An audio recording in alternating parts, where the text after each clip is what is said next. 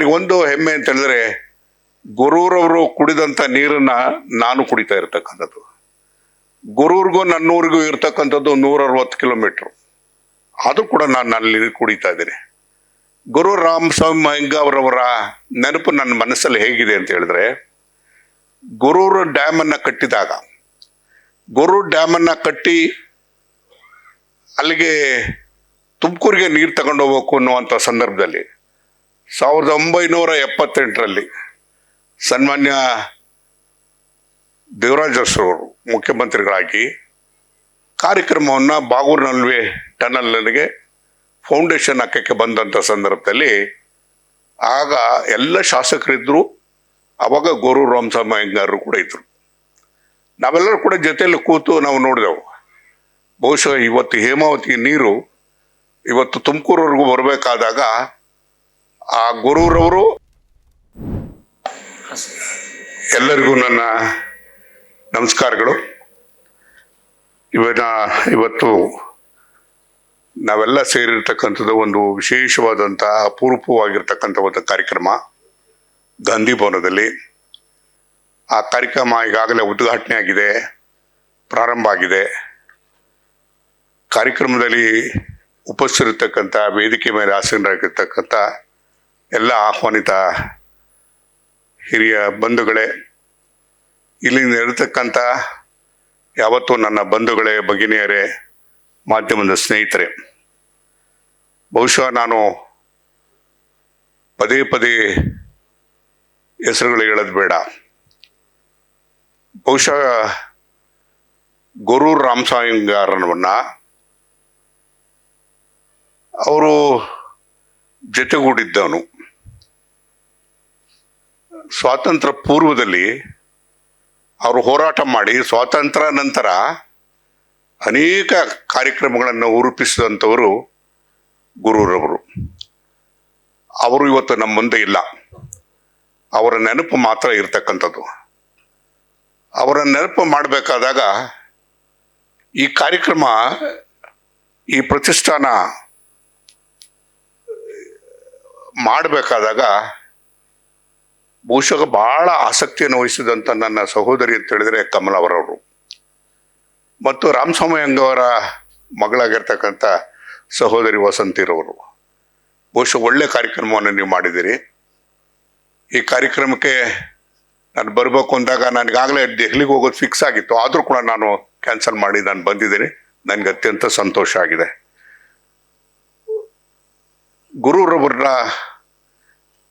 ಸ್ವಾತಂತ್ರ್ಯ ಪೂರ್ವದಲ್ಲಿ ಅವರ ಹೋರಾಟ ಮಾಡಿದ್ದು, ಸ್ವಾತಂತ್ರ್ಯ ಸಂಗ್ರಾಮದಲ್ಲಿ ಅವರಷ್ಟನ್ನು ಅವರೇ ತೊಡಗಿಸ್ಕೊಂಡು ಅನೇಕ ರೀತಿಯಲ್ಲಿ ಈ ಸ್ವಾತಂತ್ರ್ಯದ ಬ್ರಿಟಿಷರ ವಿರುದ್ಧ ಗಾಂಧೀಜಿಯವರ ಜೊತೆಗೂಡಿ ಹೋರಾಟ ಮಾಡುವಂಥ ಕೆಲಸವನ್ನು ಇವತ್ತು ಗೊರೂರವರು ಮಾಡಿದ್ದಾರೆ. ಅವರು ನೆನಪು ಎಳಿಬೇಕು ಅಂತ ಹೇಳಿದ್ರೆ, ಅವ್ರ ಮಗ ತುಮಕೂರಿನಲ್ಲಿ ಬ್ರಿಟಿಷರ ಗುಂಡಿಗೆ ಬಲಿಯಾದರು. ಅದನ್ನು ಇವತ್ತು ಕೂಡ ಗುಮ್ಚಿ ಸ್ಕ್ವೇರ್ ಅಂತೇಳಿ ಇವತ್ತು ಕರಿತೀವಿ. ನಾವೆಲ್ಲ ಗೊತ್ತಿರ್ತಕ್ಕಂಥವ್ರು. ಇಲ್ಲಿ ಬ್ರಿಟಿಷರ ಗುಂಡಿಗೆ ಬಲಿಯಾದಂಥವ್ರು ಇದ್ದಾರೆ ಅಂತೇಳಿ ಎಲ್ಲರೂ ಕೂಡ ನೆನಪಿಸ್ತಕ್ಕಂಥದ್ದು. ನಿರ್ದಿಷ್ಟವಾಗಿ ಬಹಳ ಜನಕ್ಕೆ ಗೊತ್ತಿರೋದಿಲ್ಲ, ಇತ್ತಿನ ಪೀಠಿಗೆಗಂತೂ ಗೊತ್ತಿರೋದಿಲ್ಲ. ಹಾಗಾಗಿ ನಾವು ಅವರಲ್ಲಿ ಹೋದಂಥ ಸಂದರ್ಭದಲ್ಲಿ ಗೊರೂರು ರಾಮಸ್ವಾಮಿ ಅಯ್ಯಂಗಾರವ್ರನ್ನ ನಾವು ನೆನೆಸ್ತಾ ಇರ್ತೀವಿ. ನನಗೊಂದು ಹೆಮ್ಮೆ ಅಂತ ಹೇಳಿದ್ರೆ, ಗೊರೂರವರು ಕುಡಿದಂಥ ನೀರನ್ನ ನಾನು ಕುಡಿತಾ ಇರ್ತಕ್ಕಂಥದ್ದು. ಗೊರೂರಿಗೂ ನನ್ನೂರಿಗೂ ಇರ್ತಕ್ಕಂಥದ್ದು 160 ಕಿಲೋಮೀಟ್ರು. ಅದು ಕೂಡ ನಾನು ಅಲ್ಲಿ ಕುಡಿತಾ ಇದ್ದೀನಿ. ಗುರು ರಾಮಸ್ವಾಮಿ ಅಯ್ಯಂಗಾರ್‌ರವರ ನೆನಪು ನನ್ನ ಮನಸ್ಸಲ್ಲಿ ಹೇಗಿದೆ ಅಂತ ಹೇಳಿದ್ರೆ, ಗೊರೂರು ಡ್ಯಾಮನ್ನು ಕಟ್ಟಿದಾಗ, ಗೊರೂರು ಡ್ಯಾಮನ್ನು ಕಟ್ಟಿ ಅಲ್ಲಿಗೆ ತುಮಕೂರಿಗೆ ನೀರು ತಗೊಂಡು ಹೋಗ್ಬೇಕು ಅನ್ನುವಂಥ ಸಂದರ್ಭದಲ್ಲಿ 1978ರಲ್ಲಿ ಸನ್ಮಾನ್ಯ ದೇವರಾಜ ಅರಸರವರು ಮುಖ್ಯಮಂತ್ರಿಗಳಾಗಿ ಕಾರ್ಯಕ್ರಮವನ್ನು ಬಾಗೂರಿನಲ್ವೇ ಟನಲ್ಗೆ ಫೌಂಡೇಶನ್ ಹಾಕಕ್ಕೆ ಬಂದಂಥ ಸಂದರ್ಭದಲ್ಲಿ ಆಗ ಎಲ್ಲ ಶಾಸಕರಿದ್ದರು. ಆವಾಗ ಗೊರೂರು ರಾಮಸ್ವಾಮಿ ಅಯ್ಯಂಗಾರರು ಕೂಡ ಇದ್ದರು. ನಾವೆಲ್ಲರೂ ಕೂಡ ಜೊತೆಯಲ್ಲಿ ಕೂತು ನಾವು ನೋಡಿದೆವು. ಬಹುಶಃ ಇವತ್ತು ಹೇಮಾವತಿ ನೀರು ಇವತ್ತು ತುಮಕೂರವರೆಗೂ ಬರಬೇಕಾದಾಗ ಆ ಗೊರೂರವರು ಉಪಸ್ಥಿತರಿದ್ದು ಆ ಕಾರ್ಯಕ್ರಮದಲ್ಲಿ. ಅದ್ರ ಜೊತೆಯಲ್ಲಿ ನಾನು ಒಂದಲ್ಲ ಒಂದು ರೀತಿಯಲ್ಲಿ ಗೊರೂರು ಡ್ಯಾಮನ್ನು ಮುಗೀತು 1979-80ಕ್ಕೆ ಮುಗೀತು. ನಾವು ಗೊರೂರಿಗೆ ಸುಮಾರು ನಾನು ಅಂದರೆ 16 ಸಾರಿ ಹೋಗಿದ್ದೇನೆ. ಒಂದಲ್ಲ ಒಂದು ರೀತಿಯಲ್ಲಿ ಗುರುರವ್ರನ್ನ ಭೇಟಿ ಮಾಡ್ತಾ ಇದ್ವಿ, ಸ್ನೇಹಿತರ ಜೊತೆಯಲ್ಲಿ ನಾವು ಸಿಗ್ತಾ ಇದ್ವಿ. ಬಹುಶಃ ಅವ್ರ ಬಗ್ಗೆ ಎಷ್ಟು ಹೇಳಿದ್ರು ಕೂಡ ಸಾಲದು ಅಂತಕ್ಕಂಥ ಮಾತನ್ನ ಹೇಳಿ, ಇವತ್ತು ಅವರ ತ್ಯಾಗ, ಮನೋಭಾವ, ಅವರ ಜಾತ್ಯತೀತವಾಗಿರ್ತಕ್ಕಂಥ ವ್ಯಕ್ತಿತ್ವವನ್ನ ಬಹುಶಃ ನಾವು ಮತ್ತೆ ಹೇಳಲ್ಲ, ಎಷ್ಟು ಸರಿ ಹೇಳಿದ್ರು ಕೂಡ ಸಾಲದು. ಅದನ್ನ ನಾವು ಅವ್ರಿಗೆ ಬಿಟ್ಟೋದಂಥ ಕೃತಿಗಳೇನಿದೆ, ಅವರ ಲೇಖನಗಳೇನಿದೆ, ಅವ್ರ ಪರವಾಗಿ ಬರೆದಿರ್ತಕ್ಕಂಥ ಲೇಖನಗಳನ್ನ ನಾವು ಓದುವಂಥ ಅಭ್ಯಾಸವನ್ನು ಮಾಡಿದ್ರೆ, ನೆನಪಿಸ್ಕೊಂಡು ಅಭ್ಯಾಸವನ್ನು ಮಾಡಿದ್ರೆ ಬಹುಶಃ ಅವ್ರ ಕೊಡುಗೆ ಎಂಥದ್ದು ಅಂತಕ್ಕಂಥದ್ದು ನಮಗೆ ಅರ್ಥ ಆಗ್ತದೆ. ನನಗೊಂದು ಅವರ ಹೆಸರಿನಲ್ಲಿ ಒಂದು ಪ್ರಶಸ್ತಿಯನ್ನು ಕೊಡುವಂಥ ತೀರ್ಮಾನ ಮಾಡಬೇಕಾದಾಗ ನೋಡಿ ಎಂಥ ವ್ಯಕ್ತಿಯನ್ನು ಆಯ್ಕೆ ಮಾಡಿದ್ದಾರೆ ಅಂತಂದರೆ, ಗೊರೂರು ಮತ್ತು ಬರಗೂರು ಅವರ ಸಾಮ್ಯತೆ ಹೇಗಿದೆ ನೋಡಿ.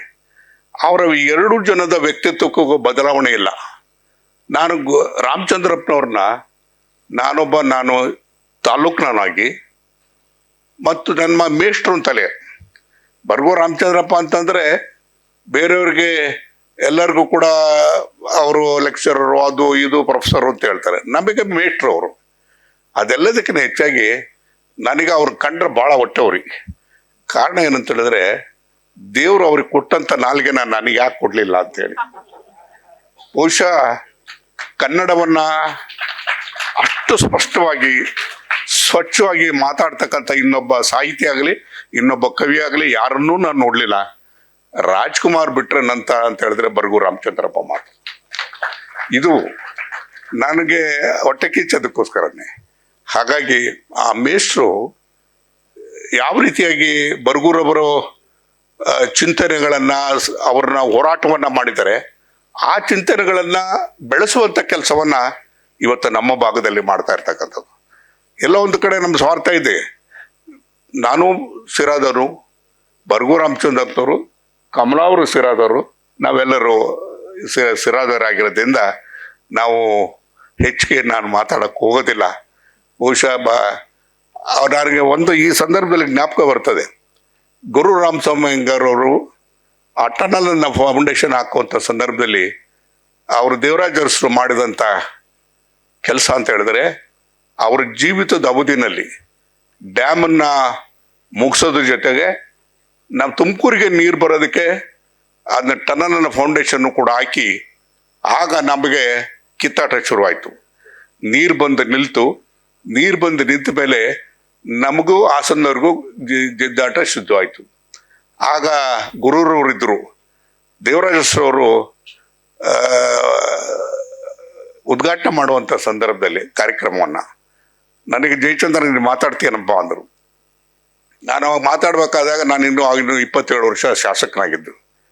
ಆಗ ನಾನು ಸ್ವಲ್ಪ ಹಾಸನದವ್ರ ಮೇಲೆ ಕೆಂಡ ಕಾರುವಂಥ ರೀತಿಯಲ್ಲಿ ಮಾತಾಡಿದಾಗ ದೇವರಾಜ ಹೆಸರು ಹೇಳ್ತಾರೆ, ದೇವೇಗೌಡರು ಕೂಡ ಶಾಸಕರಾಗಿದ್ರಾಗ. ಆಗ ದೇವೇಗೌಡ್ರೆ ಆ ಬಿಸಿ ರಕ್ತ ಹುಡುಗ ನೀರು ತಗೊಂಡೋಗ್ಬೇಕು ಅನ್ನೋ ಆಸೆಗೆ ಮಾತಾಡ್ತಾನೆ, ಬೇಜಾರಾಗಬೇಡಿ ಅಂತೇಳಿ ದೇವೇಗೌಡರನ್ನ ಸಮಾಧಾನ ಮಾಡಿ ಆ ಕಾರ್ಯಕ್ರಮವನ್ನು ಉದ್ಘಾಟನೆ ಮಾಡಿ, ಇವತ್ತು ಅವ್ರು ಕೊಟ್ಟಂಥ ನೀರು, ಇವತ್ತು ಗುರೂರವರ ನೀರನ್ನು ನಾವು ಸಿರಾದಲ್ಲಿ ಕುಡಿಯೋದಕ್ಕೆ ಸಾಧ್ಯ ಆಗಿದೆ. ಸಿರಾದಲ್ಲಿ ನಮಗೆ ಕುಡಿಯೋದಕ್ಕೆ ನೀರೇ ಇರಲಿಲ್ಲ. ನಾನು ಶಾಸಕರಾದಾಗ ಯಾಕಾರ ಬಂದಪ್ಪ ಈ ಕ್ಷೇತ್ರಕ್ಕೆ, ಅದರ ನನಗೆ 3 ತಾಲೂಕು ಸೇರ್ತಾ ಇತ್ತು, ಯಾಕಾರಪ್ಪ ಈ ಕ್ಷೇತ್ರಕ್ಕೆ ಬಂದೆ ಅಂತ ಹೇಳಿ ಅನಿಸ್ತಿತ್ತು.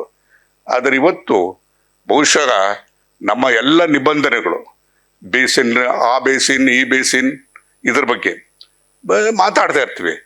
ಕಾವೇರಿ ಬೇಸಿನಿಂದ ಕೃಷ್ಣ ಬೇಸಿನ್ನಿಗೆ ನೀರು ತಗೊಂಡೋಗಿರ್ತಕ್ಕಂಥ ನಿದರ್ಶನ ನಮ್ಮ ರಾಜ್ಯದಲ್ಲಿ ಎಲ್ಲೂ ಇರಲಿಲ್ಲ. ಇವತ್ತು ನಾನು ನೆನೆಸಲೇಬೇಕಾಗಿರ್ತಕ್ಕಂಥದ್ದು ಅಂತಂದರೆ, ಗೊರೂರವರ ನೆನಪಿನಲ್ಲಿ ಇವತ್ತು ಯಾವ ರೀತಿಯಾಗಿ ಬರಗಾಲದ ತುತ್ತಕ್ಕೆ ಇರ್ತಕ್ಕಂಥ ಪ್ರದೇಶಗಳಲ್ಲಿ ನೀರು ಬಂತು ಅಂತ ಹೇಳಿದ್ರೆ, ನಾನು ನೆನೆಸಲೇಬೇಕಾಗಿರ್ತಕ್ಕಂಥದ್ದು ಅಂತಂದರೆ ಎಸ್.ಎಂ. ಕೃಷ್ಣರವರ. ನಾನು ಕೃಷಿ ಮಂತ್ರಿ ಆಗಿದ್ದೆ. ಕೃಷಿ ಮಂತ್ರಿ ಆಗೋದಕ್ಕಿಂತ ಮುಂಚೆ ಇದ್ದಲ್ಲೂ ಕೂಡ ನೀರಾವರಿ ಬಗ್ಗೆ ನಾವು ಭಾಳ ಆಸಕ್ತಿಯನ್ನು ವಹಿಸ್ತಾ ಇದ್ವಿ. ಅವರು ಡೆಪ್ಟಿ ಚೀಫ್ ಮಿನಿಸ್ಟರ್ ಆಗಿದ್ದರು. ಅದೆಲ್ಲ ಆದಮೇಲೆ ಮುಖ್ಯಮಂತ್ರಿ ಆದಮೇಲೆ ಆ ನೀರನ್ನು ತರಬೇಕಾದಾಗ ದೊಡ್ಡ ಪ್ರಸಂಗ ಅಂತ ಹೇಳಿದ್ರೆ, ಒಂದು ಬೇಸಿನಿಂದ ಇನ್ನೊಂದು ಬೇಸಿನಿಗೆ ಯಾಕೆ ನಾನು ಈ ಮಾತನ್ನು ಹೇಳ್ತಾ ಇದ್ದೀನಿ ಅಂದರೆ, ಇವತ್ತು ನಮಗೆ ಬೆಂಗಳೂರಿನಲ್ಲಿ ಕುಡಿಯೋದಕ್ಕೆ ನೀರಿಲ್ಲ. ಇವತ್ತು ಮುಂದೇನು ಅನ್ನತಕ್ಕಂಥ ಪರಿಸ್ಥಿತಿ ಇರಬೇಕಾದಾಗ ನಾವು ಯಾವ ರೀತಿಯಾದಂಥ ಧೋರಣೆಗಳನ್ನ, ಯಾವ ರೀತಿಯಾಗಿ ಅಭಿಪ್ರಾಯಗಳನ್ನ ವ್ಯಕ್ತಪಡಿಸಿದ್ವಿ, ಯಾವ ರೀತಿಯಾಗಿ ಹೋರಾಟ ಮಾಡ್ತಿದ್ವಿ ಅಂತಕ್ಕಂಥದ್ದು ಯಾರಿಗೂ ಕೂಡ ಗೊತ್ತಿಲ್ಲ.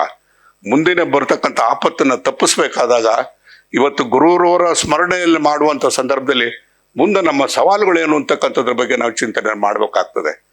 ಇವತ್ತು ನನಗೆ ಬೇಸಿನಿಂದ ಕಾವೇರಿ ಬೇಸಿನಿಂದ ಕೃಷ್ಣ ಬೇಸಿನ ನೀರು ಬರೋಕ್ಕಾಗೋದಿಲ್ಲ ಆದ್ರು. ಆಗ ನಾನು ಕೃಷಿ ಮಂತ್ರಿ ಆಗಿದ್ದೆ. ನಾನು ಹೇಳಿದೆ ಎಸ್.ಎಂ. ಕೃಷ್ಣ ಅವರಲ್ಲಿ ಮನವಿ ಮಾಡಿದೆ, ಸರ್ ನಾವೊಂದು ರಾಜ್ಯಕ್ಕೆ ಒಂದು ನೀತಿಯನ್ನು ತರೋಣ ಅಂತ ಹೇಳಿದೆ. ಅವ್ರು ಹೇಳಿದ್ರು, ಯಾಕೆ ರಾಜ್ಯಕ್ಕೆ ಹಾಕಬೇಕು, ಕೇಂದ್ರದಲ್ಲಿ ನೀತಿ ಇದೆಯಲ್ಲ ಅಂತ ಹೇಳಿದ್ರು. ಇಲ್ಲ, ನಮ್ಮಲ್ಲಿ ನಾವು ತರಲೇಬೇಕಾಗ್ತದೆ ಒಂದು ನೀತಿಯನ್ನ. ಕಾರಣ ಏನು ಅಂತಂದ್ರೆ ಕರ್ನಾಟಕ ಅಂತಂದ್ರೆ ಎತ್ತರದ ಜಾಗದಲ್ಲಿ ಇರ್ತಕ್ಕಂಥದ್ದು. ನಮ್ಮ ನೀರೆಲ್ಲ ಇವತ್ತು ಕೆಳಭಾಗಕ್ಕೆ ಅಂತಂದ್ರೆ ತಮಿಳ್ನಾಡಿಗೆ ಹೋಗ್ತದೆ, ಕೇರಳಕ್ಕೆ ಹೋಗ್ತದೆ, ಪಾಂಡಿಚೇರಿಗೆ ಹೋಗ್ತದೆ, ಸಮುದ್ರಕ್ಕೆ ಹೋಗ್ತದೆ. ಅದಕ್ಕೆ ನಮ್ಮದೇ ಆದಂಥ ಒಂದು ನೀತಿ ಇರಬೇಕು ಸರ್ ಅಂತ ಹೇಳಿದೆ. ಆಗ ಅವರು ಯೋಚನೆ ಮಾಡಿ, ನಾನು ನೋಡ್ತೀನಿ ಯೋಚನೆ ಮಾಡಿದ್ದು. ಅವರು ಯೋಚನೆ ಮಾಡಿ ಒಂದು ಕ್ಯಾಬಿನೆಟ್ ಸಬ್ ಕಮಿಟಿ ಮಾಡಿ ನನ್ನನ್ನು ಸದಸ್ಯನ ಮಾಡಿದರು. ಇದರ ವಾಟರ್ ಪಾಲಿಸಿ ಮಾಡ್ಬೋದಾ ಅಂತೇಳಿ. ವಾಟರ್ ಪಾಲಿಸಿ ಮಾಡಬೇಕಾದಾಗ ಸುಮಾರು 1 ವರ್ಷಗಳ ಕಾಲ ಕಷ್ಟಪಟ್ಟು ಇವತ್ತು ಎಲ್ಲ ಉದಾಹರಣೆಗಳನ್ನ ತಗೊಂಡು ದೇಶದಲ್ಲಿ ಆಗಿರ್ತಕ್ಕಂಥ ವಿಚಾರಗಳೆಲ್ಲ ತಿಳಿದು ಮತ್ತು ಸುಪ್ರೀಂ ಕೋರ್ಟ್ನ, ಸರ್ವೋಚ್ಚ ನ್ಯಾಯಾಲಯದಲ್ಲಿ, ಹೈಕೋರ್ಟಲ್ಲಿ ಆಗಿರ್ತಕ್ಕಂಥ ಜಡ್ಜ್ಮೆಂಟನ್ನು ಆಧರಿಸಿ ನಾವೊಂದು ವಾಟರ್ ಪಾಲಿಸಿನ ತಂದ್ವಿ. ನನಗೆ ಕೇಳ್ತಾ ಇದ್ರು ಎಸ್.ಎಂ. ಕೃಷ್ಣ ಅವ್ರು, ಯಾಕೆ ವಾಟರ್ ಪಾಲಿಸಿ, ಯಾಕೆ ಒತ್ತಾಯ ಮಾಡ್ತೀಯ ಅಂತೇಳಿ ಕೇಳ್ತಾ ಇದ್ರು. ನಾನು ಏನು ಹೇಳ್ತಾ ಇರಲಿಲ್ಲ. ಆ ವಾಟರ್ ಪಾಲಿಸಿ ಒಂದು ಆ್ಯಕ್ಟ್ ಆದಮೇಲೆ, ಕಾನೂನು ಆದ ಮೇಲೆ ನಾನು ಮಂಡನೆ ಮಾಡಿದೆ, ಸಿರಾಕ್ಕೆ ಹೇಮಾವತಿಗೆ ನೀರನ್ನು ಕೊಡಬೇಕು. ಬೇಸಿನ್ ಟು ಬೇಸಿನ್ ಆಗ್ತದೆ. ಬೇಸಿನ್ಗೆ ಹೋಗ್ಬೇಕಾದಾಗ ಈ ನಿಬಂಧನೆಗಳನ್ನು ನಮ್ಮ ವಾಟರ್ ಪಾಲಿಸಿ ಪ್ರಕಾರ ಕೊಡಬೇಕು ಅಂತೇಳಿ ಅಂದಾಗ ಅವರು ಆಶ್ಚರ್ಯಪಟ್ಟರು. ಓ, ಈ ಕಾರಣಕ್ಕೋಸ್ಕರ ನೀನು ವಾಟರ್ ಪಾಲಿಸಿ ಅಂತಿದ್ದೆ ಅಂತ. ಆದ್ರೆ ಏನು ಅದನ್ನು ನನಗೆ ಸಲಹೆ ಕೊಡ್ತಕ್ಕಂಥವ್ರು ಇಲ್ಲೇ ಕೂತಿದ್ದಾನೆ ಈಶ್ವರಯ್ಯ ಅಂತೇಳಿ, ಇವನು ನಾನು ಸಲಹೆ ಕೊಡ್ತಿದ್ದಾನೆ, ಒಂಥರ ಟೆಕ್ನಿಕಲ್ ಅಸಿಸ್ಟೆಂಟ್ ಇದ್ದಾಗಿ. ಇವರೆಲ್ಲರೂ ಕೂಡ ಸಲಹೆ ಕೊಟ್ಟ ಮೇಲೆ ಇವತ್ತು ನೀರು ಬರೋದಕ್ಕೆ ಸಾಧ್ಯ ಆಯಿತು. ಅದನ್ನು ನೀರು ಬರಬಾರ್ದು ಅಂತೇಳಿ ಕೋರ್ಟ್ಗೆ ಹೋದಂಥ ಸಂದರ್ಭದಲ್ಲಿ ನಾನೇ ಕೋರ್ಟ್ಗೆ ಹೋಗಿ ವಾದ ಮಾಡಬೇಕಾಗಿ ಬಂತು.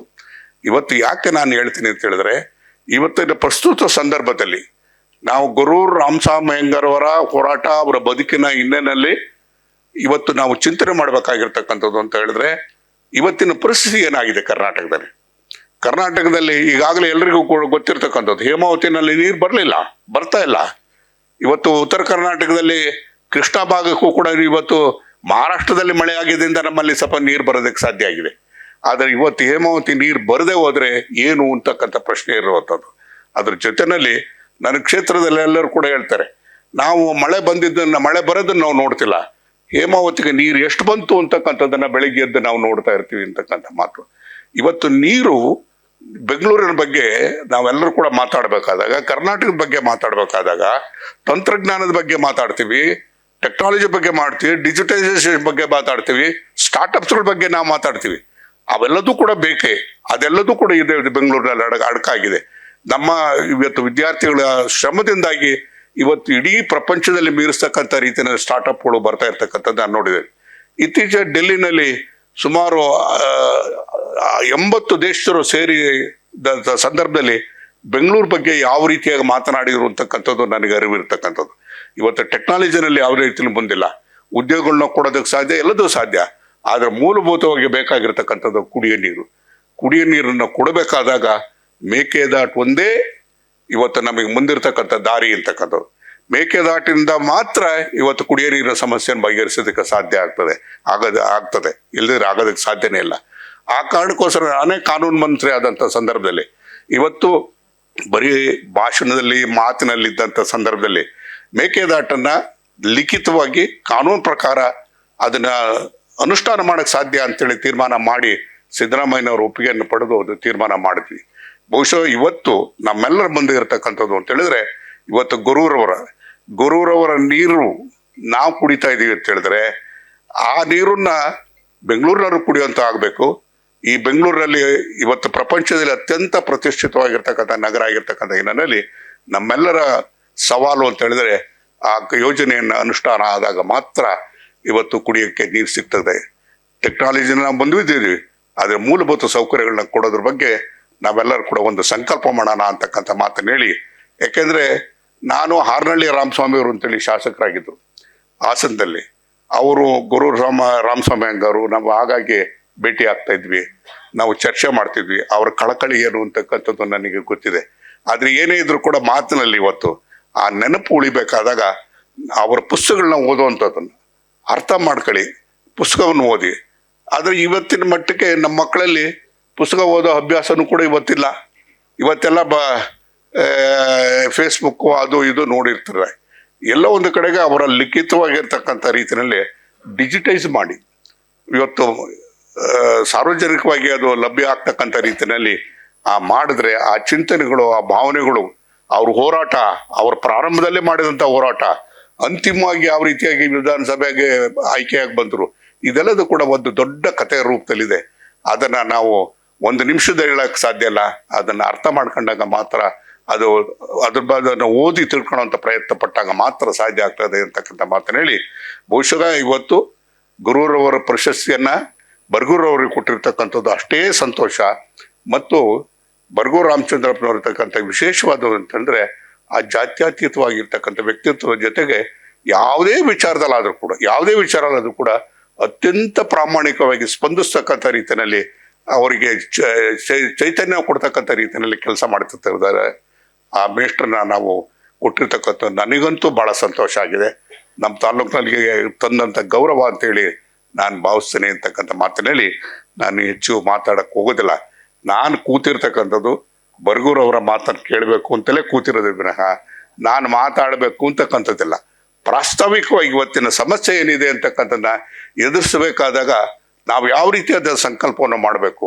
ಇವತ್ತು ಇಲ್ಲಿ ಕೂತಿರ್ತಕ್ಕಂಥ ಹಂಪನವರು ಸೇರಿ ನಾವೆಲ್ಲರೂ ಕೂಡ ಯಾವ ರೀತಿಯಾದಂಥ ಕರೆಯನ್ನು ಕೊಡಬೇಕು, ಬೆಂಗಳೂರಿನ ಭವಿಷ್ಯವನ್ನು ಉಳಿಸ್ಬೇಕಾದಾಗ ನಾವೇನು ಮಾಡಬೇಕು ಅನ್ನೋದ್ರ ಬಗ್ಗೆ ಒಂದು ಚಿಂತನೆ ಮಾಡ್ತಕ್ಕಂಥದ್ದು ಸೂಕ್ತ ಅಂತಕ್ಕಂಥ ಮಾತನ್ನ, ನನ್ನ ಅಭಿಪ್ರಾಯವನ್ನು ವ್ಯಕ್ತಪಡಿಸಿ ನಾನು ಮಾತನ್ನ ಮುಗಿಸ್ತಾ ಇದ್ದೇನೆ. ನಮಸ್ಕಾರ.